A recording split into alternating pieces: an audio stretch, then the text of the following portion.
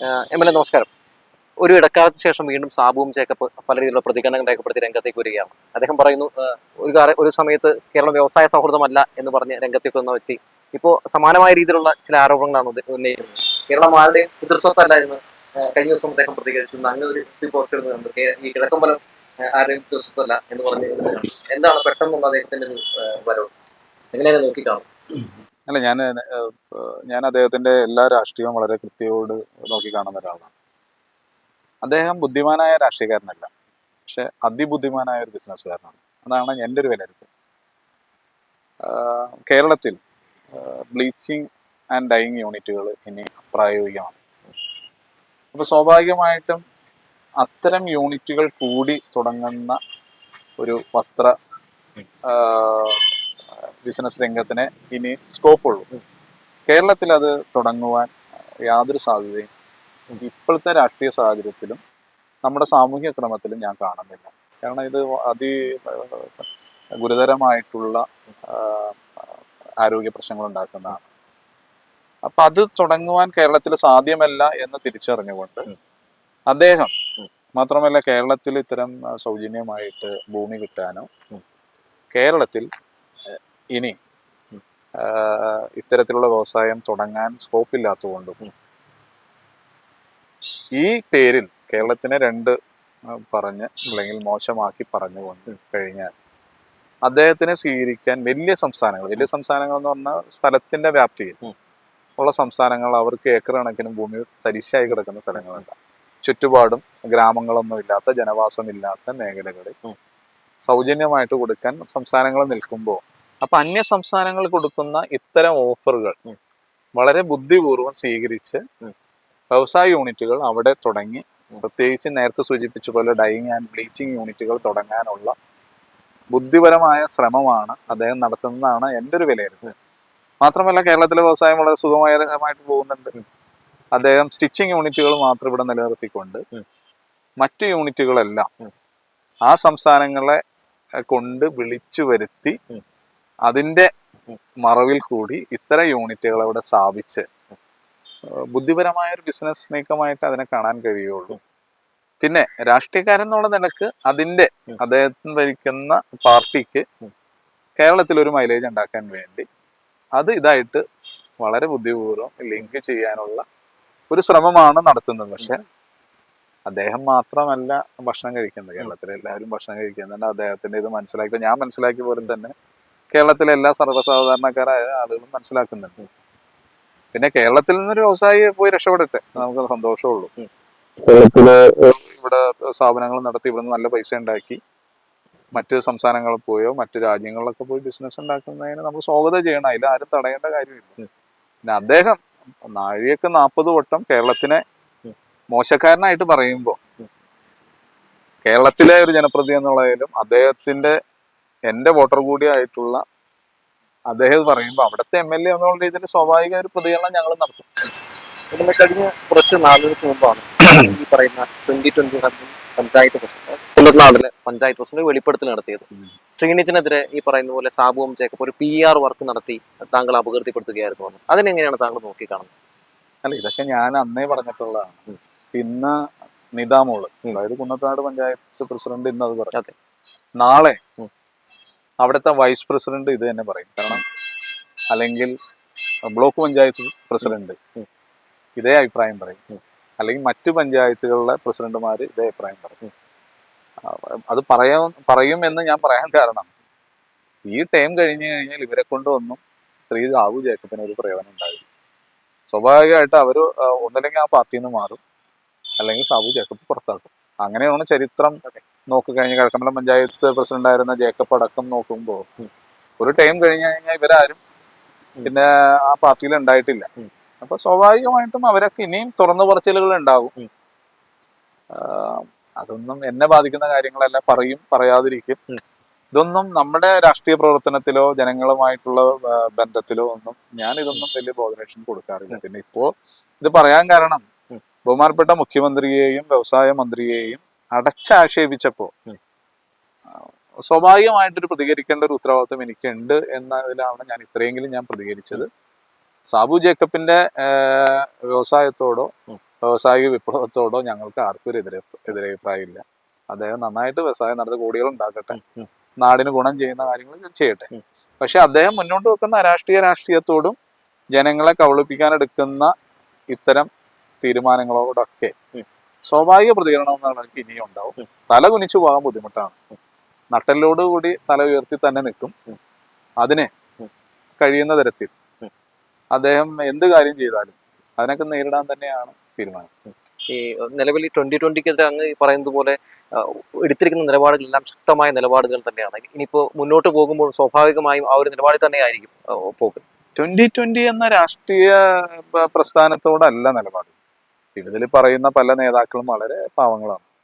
ഈ പറഞ്ഞ പോലെ ഇപ്പോൾ പഞ്ചായത്ത് പ്രസിഡന്റ്മാര് പലരും രഹസ്യമായിട്ടൊക്കെ എന്നെ വിളിക്കാറുണ്ട് എന്തെങ്കിലും ആവശ്യമുണ്ട്. കാരണം അവിടെ നിന്നിട്ടൊന്നും വികസന പ്രവർത്തനങ്ങളൊന്നും നടക്കുന്നില്ല. കാരണം ഒരു അഡ്മിനിസ്ട്രേഷൻ എന്ന രീതിയിൽ പഞ്ചായത്ത് മെമ്പർമാര് വിളിക്കുന്ന കാര്യങ്ങളെല്ലാം നമ്മൾ ചെയ്തു കൊടുക്കാറുണ്ട്. അതിലൊരു നമുക്ക് രാഷ്ട്രീയ വ്യത്യാസമില്ല. ഇവിടെ രാഷ്ട്രീയ വ്യത്യാസം ആരോടാ? സാബു ജേക്കബിനോട് മാത്രമേ ഉള്ളൂ. സാബു ജേക്കബ് എന്ന് പറയുന്ന രാഷ്ട്രീയവാദിയോടാണ് നമ്മളുടെ വിയോജിപ്പ്. ഒരു വ്യക്തിയോടല്ല, അദ്ദേഹം മുന്നോട്ട് വെക്കുന്ന ആശയത്തോട്.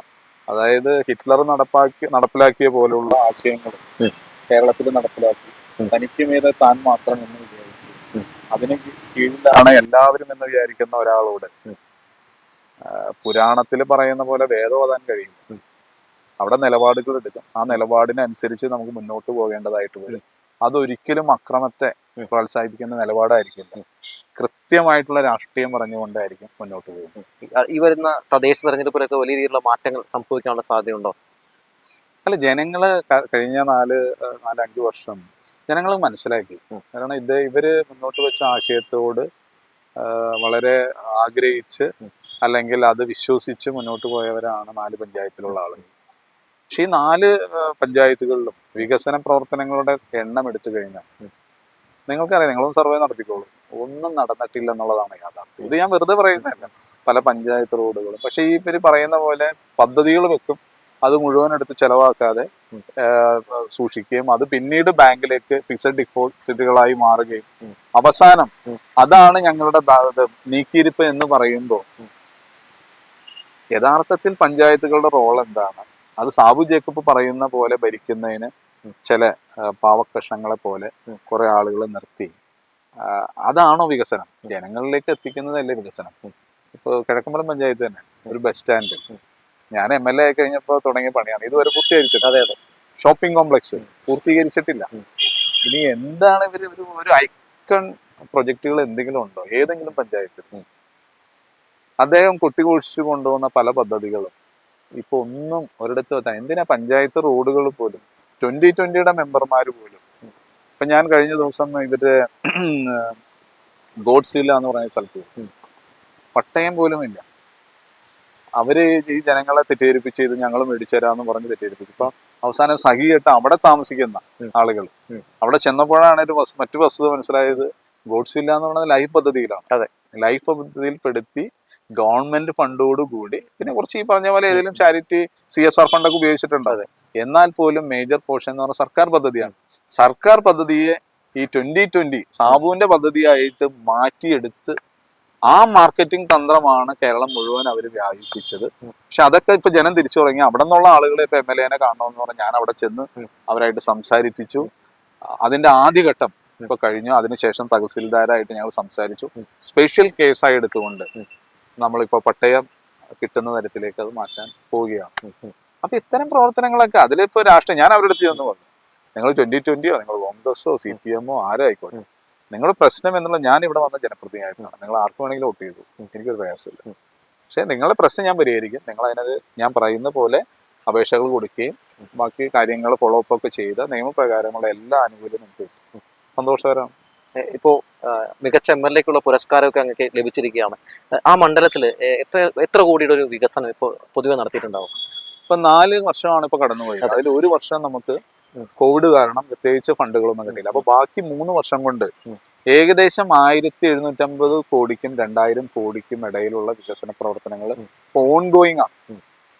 എല്ലാ പദ്ധതികളും നമുക്ക് പൂർത്തീകരിച്ചെന്ന് ഞാൻ പറയുന്നില്ല. പക്ഷെ സ്വാഭാവികമായിട്ടുള്ള പക്ഷെ ഇത്രയും ഫണ്ടുകൾ ഓൾറെഡി മണ്ഡലത്തിന് വേണ്ടി ചെലവഴിക്കുന്നതിന് വേണ്ടി സംസ്ഥാന സർക്കാരിൽ നിന്ന് മറ്റ് ധനകാര്യ സ്ഥാപനങ്ങളിൽ നിന്ന് ഇപ്പൊ നടക്കുന്നുണ്ട്. അതൊരു MLA എന്നുള്ള രീതിയിൽ നമുക്ക് വളരെ അഭിമാനം തോന്നിയ നിമിഷങ്ങളാണ്. അതുകൊണ്ടായിരിക്കാം ഈ അവാർഡ്, മികച്ച MLA-ക്കുള്ളൊരു അവാർഡ് ഒരു കോൺഗ്രസ് സംഘടന, അതായത് എനിക്ക് തന്നു. ഞാൻ പൊതുവെ ഒരു കാര്യം ചോദിക്കുകയാണ്. 10 വർഷം അവിടെ ഒരു UDF-ന്റെ MLA ആണ് ഭരിച്ചുകൊണ്ടിരുന്നത്. അപ്പോൾ താങ്കൾ ഇപ്പോൾ ആദ്യമായിട്ട് MLA ആകുന്ന ഒരു വ്യക്തിയാണ്. ആദ്യമായിട്ട് MLA ആവുന്ന ഒരു ഇടതുപക്ഷത്തിന്റെ MLA-ക്ക് ഇത്രയും കാര്യങ്ങളൊക്കെ ചെയ്യാൻ കഴിയും. അത് വളരെ അത്ഭുതകരമായിട്ടുള്ള കാര്യമാണ്. ഞാൻ പറഞ്ഞല്ലോ, ഇതില് ജനപ്രതിനിധി എന്ന് പറഞ്ഞു കഴിഞ്ഞാൽ ഞാൻ മനസ്സിലാക്കിയത് സർക്കാരിനും ഉദ്യോഗസ്ഥർക്കും ഇടയിൽ നിൽക്കുന്ന, ജനങ്ങൾക്കിടയിൽ നിൽക്കുന്ന ഒരു ലൈസൺ ഓഫീസറാണ്. ഞാൻ അതിലൊരു ചുരുക്കി പറയണതല്ല. അതിന് കാരണം നമ്മുടെ ഭരണ സംവിധാനത്തിൽ ഉദ്യോഗസ്ഥർക്കാണ് എപ്പോഴും ഒരു മേൽക്കോയ്മ ഉള്ളത്. ആ ഉദ്യോഗസ്ഥര് ഉദ്യോഗം കിട്ടിക്കഴിയുമ്പോൾ അവർ ജനങ്ങളിൽ നിന്ന് അകന്ന് ഒരു പ്രത്യേക വിഭാഗമായിട്ട് മാറും. പലപ്പോഴും ഈ ചുവപ്പ് നാടയിൽ കുടുങ്ങി അങ്ങനെ കിടക്കുന്ന കാര്യങ്ങൾ കൃത്യമായിട്ടുള്ള ഫോളോ അപ്പുകൾ നടത്തി ആ ചുവപ്പ് നാട അഴിച്ച് അതിലുള്ള ഉത്തരവ് പുറത്തെടുത്ത് അത് ഇംപ്ലിമെന്റ് ചെയ്ത് ഓരോ സ്റ്റേജിലും കൃത്യമായിട്ട് ഫോളോ അപ്പുകൾ നടത്തുന്ന ആർക്കും ഒരു നല്ല ജനപ്രതിനിധിയാണ്.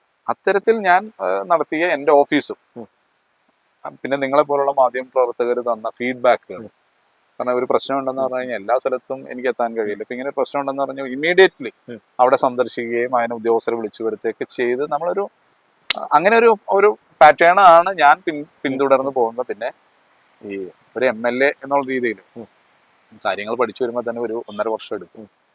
പിന്നെ 3.5 വർഷമേ നമുക്ക് ഉള്ളൂ. അങ്ങയുടെ മണ്ഡലം എനിക്ക് തോന്നുന്നു ഏറ്റവും പ്രശ്നമുള്ള ഒരു മണ്ഡലമായിരുന്നു. കാരണം കിഴക്കമ്പലം, നമ്മുടെ നെല്ലാറ് റോഡ്, അതുപോലെ തന്നെ നിരവധി, അതായത് ആ മണ്ഡലം സത്യം പറഞ്ഞിട്ടുണ്ടെങ്കിൽ തകർന്ന് തരിപ്പണമായ ഒരു മണ്ഡലം എന്ന് വേണമെങ്കിൽ പറയാം. ഞാൻ തെരഞ്ഞെടുപ്പിന് വരുമ്പോൾ ഏറ്റവും കൂടുതൽ പ്രശ്നം ഉണ്ടായ റോഡ് മണ്ണൂർ റോഡ് എന്ന് പറയാനേ പറ്റില്ല. മണ്ണൂർ പോഞ്ഞാശ്ശേരിയും നമ്മുടെ നെല്ലാട് കിഴക്കമ്പലം. അറിയാം, ബോട്ടുകൾ വെച്ച് അവിടെ ഭയങ്കര പ്രതിഷേധം. അതെ, തീർച്ചയായിട്ടും. പക്ഷെ ആ ഒരു സാങ്കേതിക പ്രശ്നങ്ങളായിരുന്നു കൂടുതൽ. ആ പ്രശ്നങ്ങൾ പരിഹരിക്കാൻ വേണ്ടിയാണ് നമ്മുടെ ഇവിടുത്തെ എല്ലാ നിലപാടുകളും. എനിക്ക് തോന്നുന്നു അതായിട്ട് ബന്ധപ്പെട്ട് ഒരു 50-ലധികം മീറ്റിങ്ങുകൾ ഞാൻ തന്നെ നടത്തിയിട്ടുണ്ട്. വലിയ വെല്ലുവിളിയായിരുന്നു. കാരണം കിഫ്ബിയുടെ പദ്ധതി പ്രകാരം 12 മീറ്റർ മിനിമം വേണം. നമ്മുടെ ഈ റോഡിന് 6 മീറ്ററേ ഉള്ളൂ. അപ്പൊ അതിന് അവരുടെ പോളിസിയിൽ തന്നെ മാറ്റം വരുത്തേണ്ടതായിട്ടുണ്ട്. കേരളത്തിലെ ആദ്യമായിട്ടൊരു റോഡിന് വേണ്ടി കിഫ്ബി കോംപ്രമൈസ് ചെയ്തേക്കുന്നത് ഈ റോഡാണ്. അത് നിരന്തരമായിട്ടുള്ള നമ്മുടെ ഇടപെടലുകളാണ്. പിന്നെ ഒരു റോഡ്, ഈ പറഞ്ഞ 2-3 റോഡുകൾ ഈ റോഡിന്റെ സമയത്ത് അങ്ങനെ എനിക്ക് തോന്നുന്നു മന്ത്രി മുഹമ്മദ് റിയാസിനെ കൊണ്ടുവരുന്ന സാഹചര്യം ശരിയാവില്ല എന്ന് പലരും പറഞ്ഞ ആക്ഷേപമില്ലായിരിക്കും അല്ലേ? അല്ല, ഞാൻ പലപ്പോഴും ഒരു മീറ്റിംഗ് ഒക്കെ വിളിക്കുമ്പോൾ MLA ഇത് എല്ലാ ഇടപെടണ്ട.